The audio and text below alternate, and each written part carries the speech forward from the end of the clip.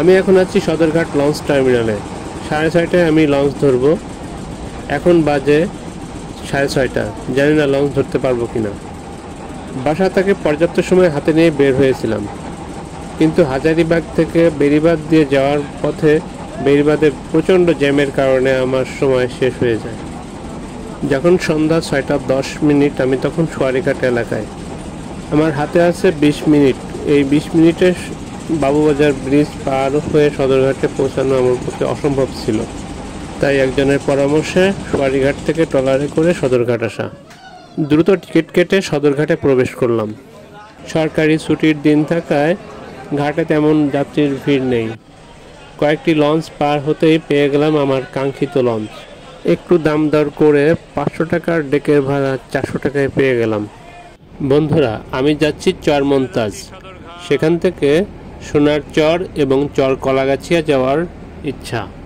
শহরের এই যান্ত্রিকতা ছেড়ে 2 দিন কোনো দ্বীপে গিয়ে সময় কাটাবো। দেশের সবচেয়ে বড় লঞ্চ টার্মিনাল সদরঘাট থেকে বড় বড় লঞ্চ পার হয়ে আমাদের লঞ্চটি বুড়িগঙ্গা ধরে এগিয়ে চলেছে।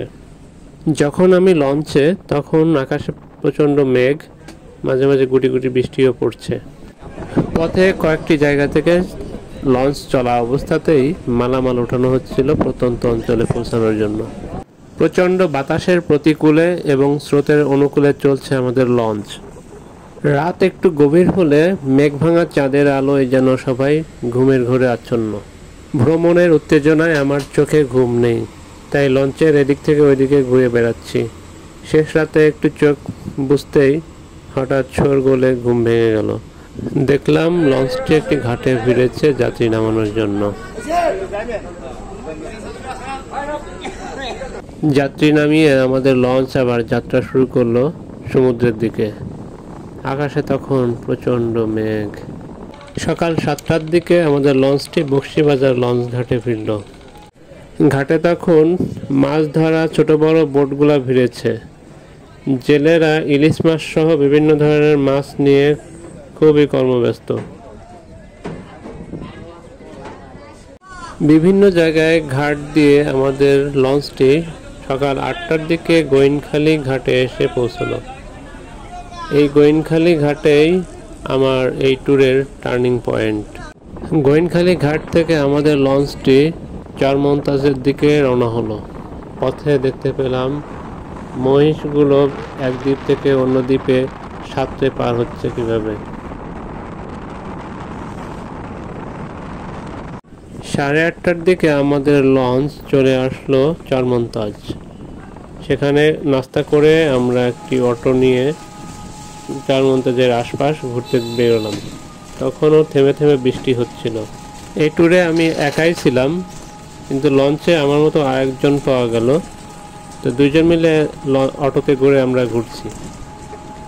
বৃষ্টির মধ্যে প্রকৃতির এই সৌন্দর্য যেন অন্যরকম, যা ক্যামেরায় ধরা পড়ে না, খালি চোখেই দেখতে হয়। আমরা অটোওয়ালার সাথে কথা বলে জানতে পারলাম এই অটোওয়ালা নাকি আগে জেলেই ছিল, সমুদ্রে মাছ ধরত। কিন্তু একটি দুর্ঘটনায় তাদের বোটটি সমুদ্রে ডুবে যায়।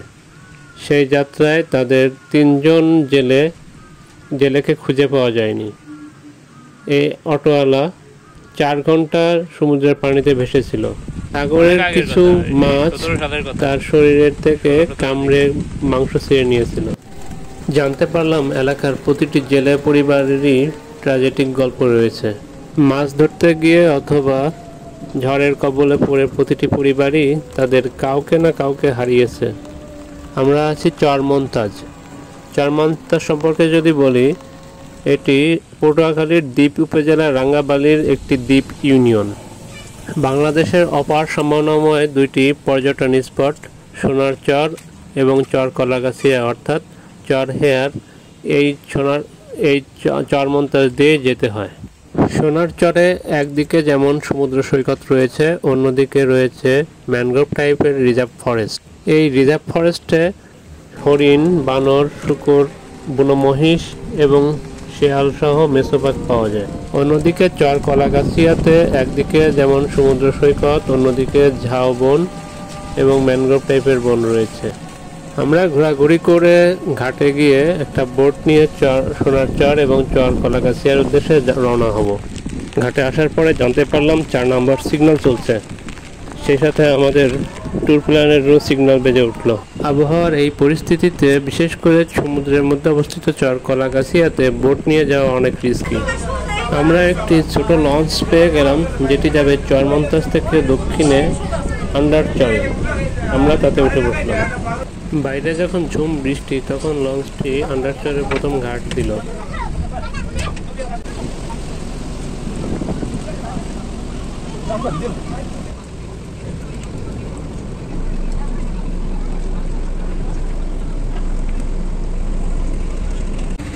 বৃষ্টিতে নদী পাড়ের প্রকৃতি এক অন্যরকম রূপে সেজেছে, যা ক্যামেরায় বোঝানো যাবে না। এই সৌন্দর্য নিজ চোখে দেখতে হবে। দূরের দ্বীপগুলোতে ম্যানগ্রোভ বন দেখা যাচ্ছে এবং চরে গবাদি পশুর বিচরণ দেখা যাচ্ছিল।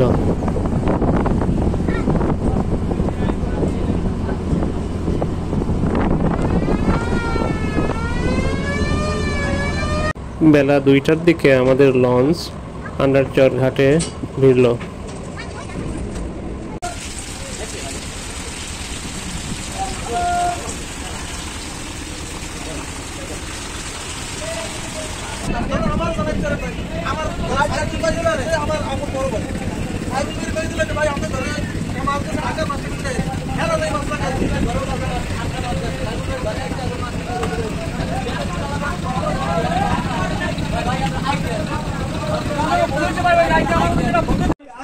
সাগর থেকে ধরা মাছ জেলেরা নৌকা থেকে লঞ্চে উঠাচ্ছিল আড়তে পাঠানোর জন্য। সদ্য ধরে আনা ইলিশ মাছগুলো দেখা যাচ্ছিল কিছু কিছু নৌকায়। প্রকৃতির এই সুন্দর পরিবেশে লঞ্চে বসে জেলেদের এই কর্মব্যস্ত জীবন দেখতে খুবই ভালো লাগছিল।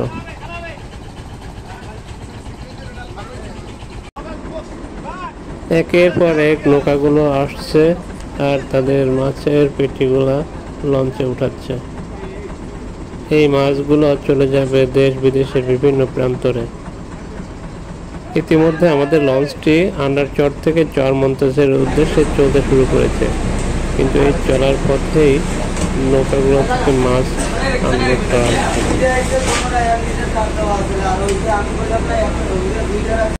3টার দিকে আমাদের লঞ্চটি চরমন্তাজ লঞ্চ ঘাটে পৌঁছায়। সেখান থেকে কিছু যাত্রী নিয়ে এবং মালামাল উঠিয়ে লঞ্চটি পটুয়াখালী গলাচিপার উদ্দেশ্যে ছেড়ে যাবে।